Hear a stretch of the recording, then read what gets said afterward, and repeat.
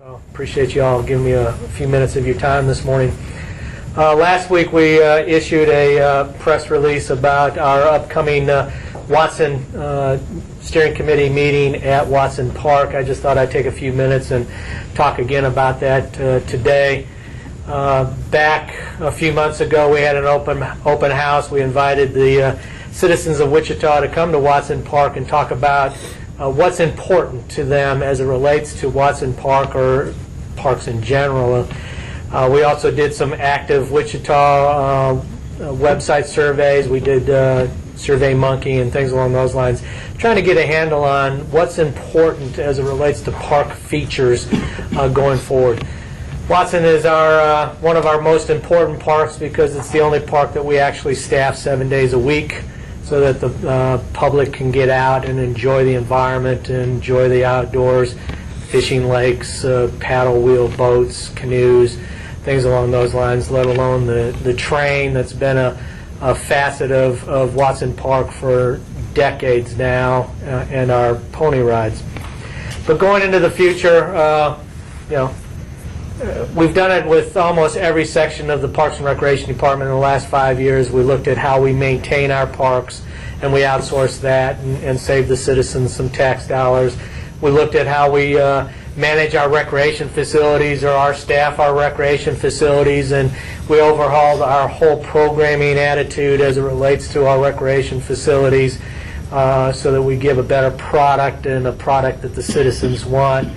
It's Watson Park's turn, basically. We want to know what's important going forward, how to plan for those realities that our citizens want in this new technologically advanced state that we are all in. Well, we're not going to do that to Watson Park, but what's important to get people outdoors. So on this Saturday, February 22nd, at Watson Park, we are going to bring the culmination of all of the discussions we've had with citizens.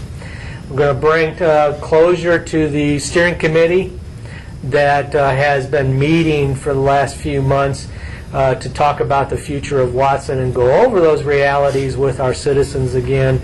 And again, make sure that the steering committee has heard properly what they have been saying and is mapping the future for Watson Park correctly as it relates to that input.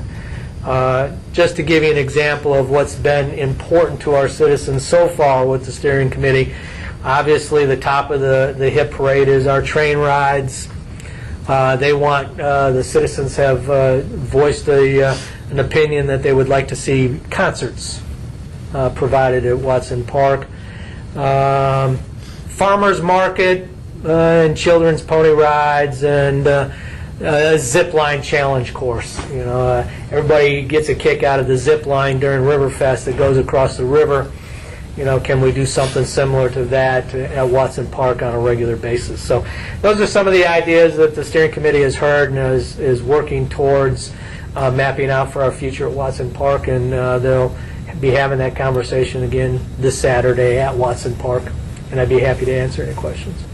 You said your goal is to have 100% direct cost recovery at the park. Does that mean like admission or something for things like the zip line? Currently, that's a good question, and I appreciate you bringing it up.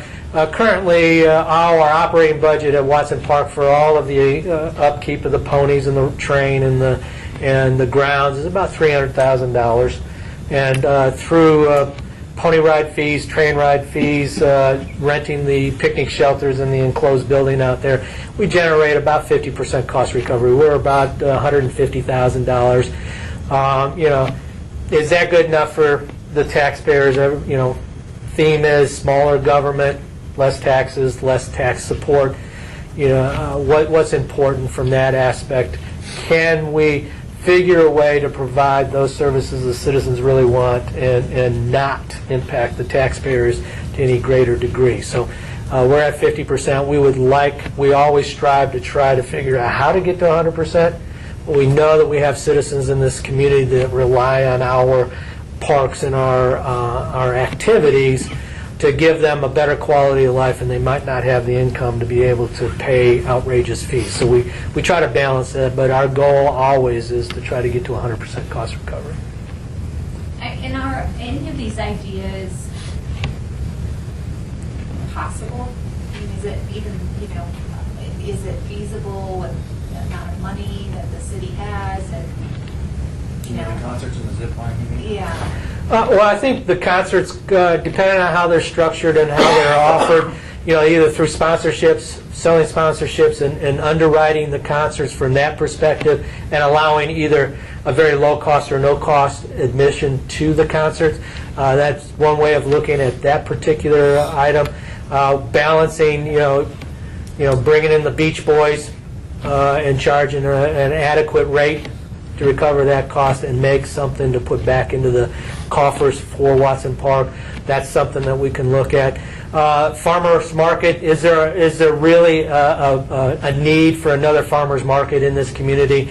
We have one in Old Town. We have one out at 21st and Ridge. We have one in the New Market, or in the, I'm having a senior moment, I apologize. Up at 21st. No more, thank you. Appreciate you guys paying attention. We do a farmers market up at Newmar. So do we need another farmers market in this community? We want to look at the business study on that one to see if that would be valid. The problem with a farmers market in Watson Park, not to get into the details, is traffic flow. Where do you set up the vendors and still allow traffic to get through the park to the other elements within the park? So I think they're all, from what I've seen of the committees, or what the committee has been evaluating, almost everything that we've seen on there is doable. A zip line is doable. We don't think that'd be a reality. It's just how do you set it up so it's safe and secure, and then, again, adequate fee structure so that you're not doing it for a small portion of the population. You make it available for the whole population. That's the balancing act that public parks and recreation is meant to do. Doug, are there any of those attractions that might be on the critical or endangered list based on either money or dwindling support? Well, the reality is we need to invest in the train. We invested in the train ride 6, 7, 8 years ago. We made it 3 times longer than what it was historically. Now the train has come due. The train itself has come due. And that's not a cheap proposition. Whether we rebuild the engine and carry forth or buy a whole new train system, that's the reality. That's why we're looking at it, because that's an investment that somebody has to make, whether it's the citizens of Wichita through their tax dollars and then recouping that cost through fees, or finding a concessionaire that wants to buy a new train and run the train concession at Watson. It's at the top of the pyramid for what the citizens say is important to them. So we need to find what the reality is for providing that service or that element to the public. So that one is a key. I think it's doable. It's just which way should we do it?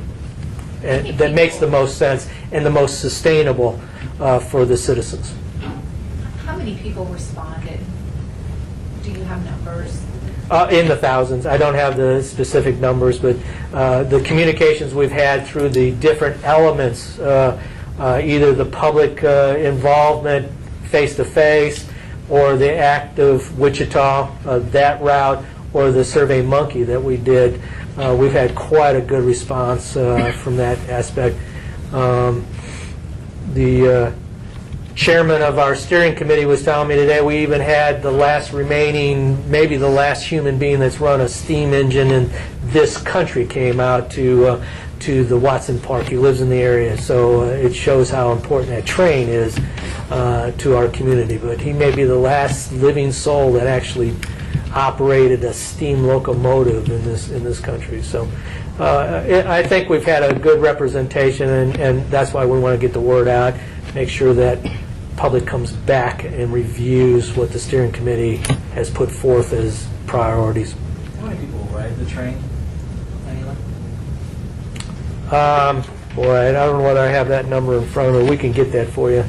Elizabeth, do you know? I'm just curious. We can get that to you, Sam. While she's looking that up, anybody else have any other questions?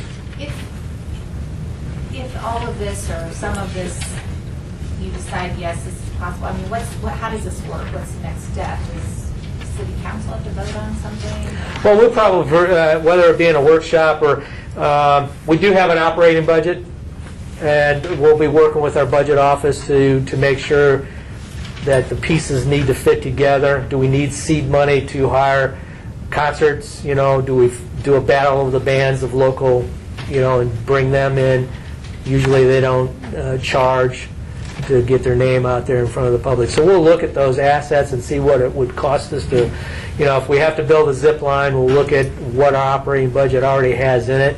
It shouldn't be real expensive. It's just making sure that it's safe and is a lot of fun. People will want to do it over and over and over again. So I think the next element is and the steering committee is looking at it from a cost modeling perspective, what it costs to get us into that particular franchise or activity or concession, whatever the case may be. So we'll weigh those possibilities. I think, like I said, I haven't seen too many things on here that is not impossible for us to do.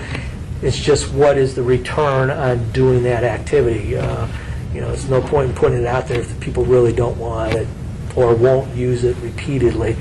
You know, we're no different than an art museum or a botanical garden or any of the other attractions in this town.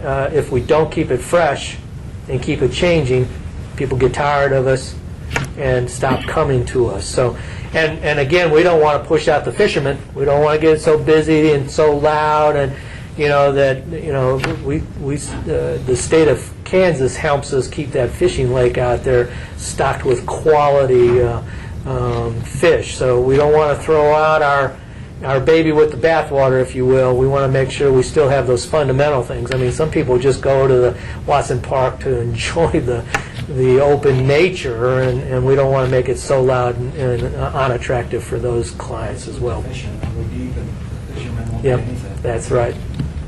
So after the steering committee looks at the costs and all that, but eventually it will have to go to the city council. and all Yeah, that. different aspects may have to go to council. Fee structures will advise. In our current system, the Parks Director has the ability to set fees and that sort of thing.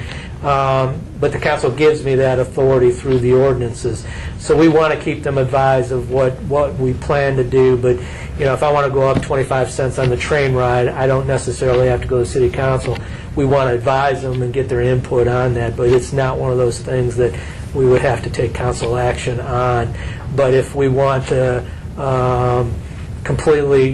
if we wanted to hire a concessionaire to run the train, the ponies, and our food court and the paddle boats, that contract would go back to the city council for their approval and input from that perspective. So a massive change, that goes before the city council. Some of the small nuances, you know, getting a concert series going at Watson Park would not necessarily take council action.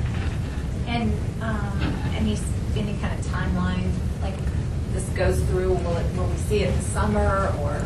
Well, that's our main goal, is to make sure that what the citizens want, we can start producing almost immediately. We want to keep the train going as long as we possibly can as it stands now, and start and trying to find a way to replace that train to make sure it's a viable commodity going forward.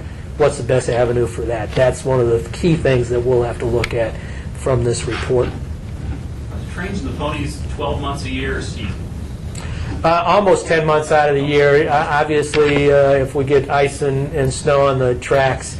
But usually mid-November we start shutting things down, and we really get back up functioning mid-March. We started opening up again March 1st.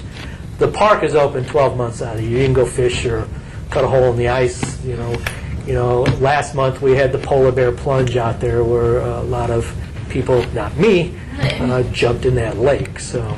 How many horses do you have out there? I think we're at 6 ponies right now. And we rotate them so they don't wear out. We try to give all of our employees a break every once in a while, a few days off.